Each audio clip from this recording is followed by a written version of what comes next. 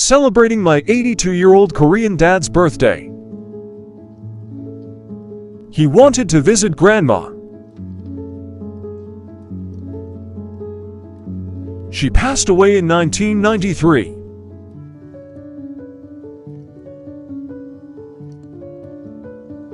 He used to come once a month, but due to his age now he goes every 3 months.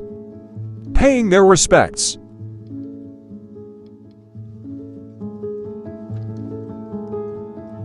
Birthday lunch for Dad.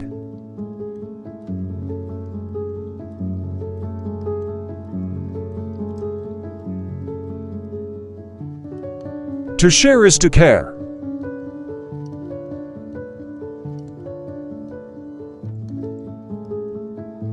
That's the good soup.